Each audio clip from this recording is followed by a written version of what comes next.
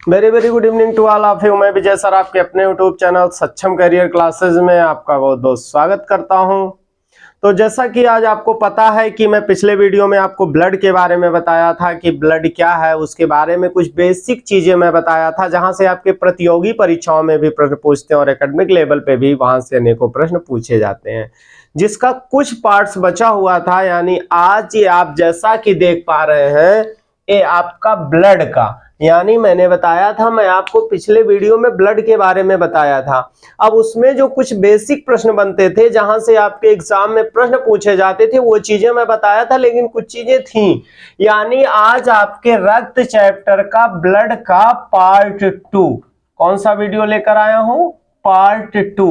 यानी इस वीडियो में मैं ब्लड के बारे में ही कुछ बताने वाला हूं, जहां से प्रश्न, वहां से भी जो पिछले वीडियो में मैंने बताया था, वहां से भी ब्लड के आपके अनेकों प्रश्न बनते हैं और यहां से भी ब्लड से रिलेटेड अनेकों प्रश्न बनते हैं। यानी ये भी बहुत महत्वपूर्ण टॉपिक है, जिसके बारे में मैं आज आपको बताने वाला हूं। तो चलता हूं सीधा सीधा अपनी टॉपिक की ओर। जैसा कि मैंने पिछले वीडियो में आपको बता दिया था कि ब्लड क्या है, अब इस बारे में बात करते हैं कि ब्लड, सबसे पहले बात आती है कि ब्लड हमारा एकत्र कहाँ होता। बात समझ में आई ना? अब यहां से प्रश्न पूछा जाता है कि ब्लड हमारा स्टोर कहाँ होता है, एकत्र कहाँ होता है। तो जब बात आएगी ब्लड का स्टोर कहाँ होता है, तो यानी आपके उदर गुहा, जो पेट होता है, जान रहे हैं ना, पेट को उदर, यानी उदर गुहा से बाहर एक होती है क्या? स्प्लीन, जिसे इंग्लिश में बोलते हैं स्प्लीन और हिंदी में बोलते हैं प्लीहा। यानी ब्लड जो आप, अब देखिए यहीं पर कंफ्यूज मत होइएगा। कुछ लोग सीधा सीधा बता देते हैं, जब पूछेंगे आप ब्लड कहाँ एकत्र होता, कहेंगे हार्ट में। अरे ये बताओ, जब हार्ट में ब्लड एकत्रित होगा, हार्ट में ब्लड एकत्रित हो जाएगा, पता लगेगा, तब तो नाम सत्य हो गया, हार्ट अटैक आ जाएगा। तो ये कंफ्यूजन आपको नहीं पालना है। यानी जब भी पूछा जाए कि रक्त कहाँ स्टोर होता है, कहाँ एकत्र होता है, तो कहाँ होता है बेटा? प्लीहा में, जिसे इंग्लिश में कहते हैं स्प्लीन। बात समझ में आई ना? रक्त कहाँ एकत्र होता है, यानी प्लीहा में, इंग्लिश में बोलते हैं स्प्लीन। अब देखिए, तो जब रक्त, समझ में आया ना, रक्त कहाँ एकत्र होता है? स्प्लीन यानी प्लीहा में, इसीलिए प्लीहा को ब्लड बैंक बोलते हैं। क्या बोलते हैं? प्लीहा को ब्लड बैंक बोलते हैं। बात समझ में आई ना? यानी जब क्या होता है, मैंने बताया आपका रक्त एकत्र कहाँ होता है, हार्ट में नहीं, प्लीहा में। कहाँ होता है? प्लीहा में। इसीलिए प्लीहा को ब्लड बैंक के नाम से जाना जाता है। और दूसरी बात आपको पता है कि ब्लड में आरबीसी, डब्ल्यूबीसी भी पाया जाता है। तो जो आरबीसी आपके ब्लड में पाया जाता है, वो आरबीसी मरता कहाँ है? वो मरता है कहाँ? प्लीहा में ही मरता है।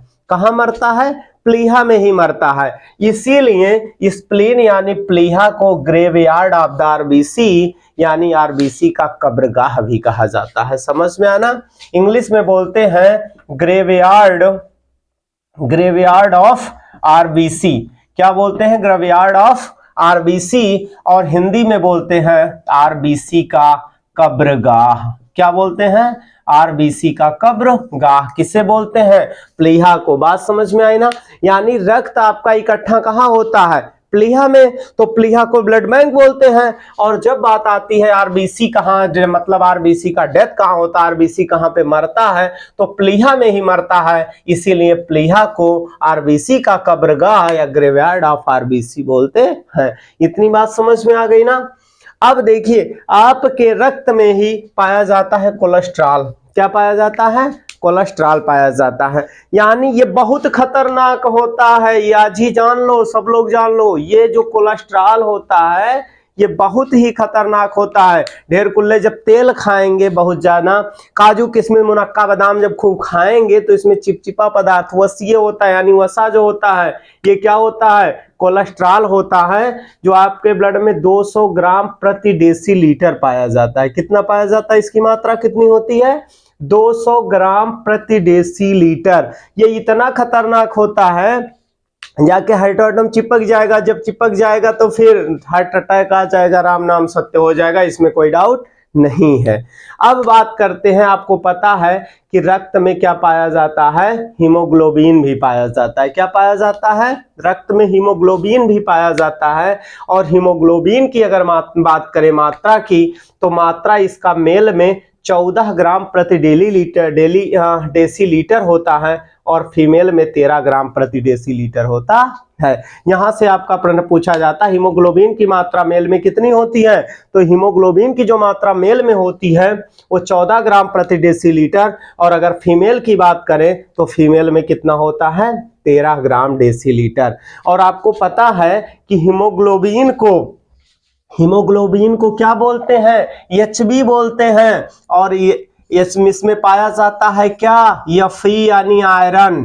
क्या पाया जाता है, आयरन। बात समझ में आई ना कि हीमोग्लोबिन को बोलते क्या है, एचबी यानी हीमोग्लोबिन, और इसमें पाया जाता है आयरन। आयरन की मात्रा होती है किसमें, हीमोग्लोबिन में। जैसा कि मैंने पिछले वीडियो में आपको बताया था कि अगर बात की जाए तो यानी मेल में जो होता है वो हीमोग्लोबिन ज्यादा होता है और फीमेल में क्या होता है, कम होता है। आपको मैंने रक्त में ही बता दिया था कि अगर फीमेल की बात की जाए तो 5 लीटर ब्लड होता है, और वहीं अगर मेल की बात की जाए तो फिर 5.5 होता है।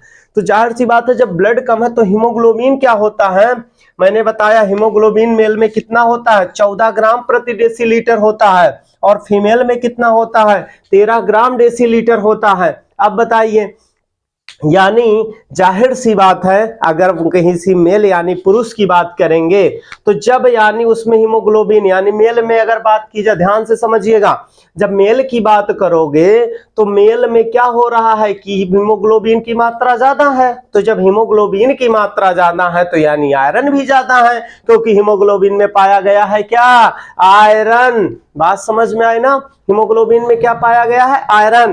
तो जब मेल में हीमोग्लोबिन की मात्रा ज्यादा है तो आयरन की मात्रा ज्यादा है, और जब फीमेल में हीमोग्लोबिन की मात्रा कम है तो आयरन की मात्रा कम है। बात समझ में आना, इसीलिए यानी जब मेल में क्या होता है, हीमोग्लोबिन अधिक होता है तो आयरन भी अधिक होता है, इसलिए टाइटर रहता है एकदम मन।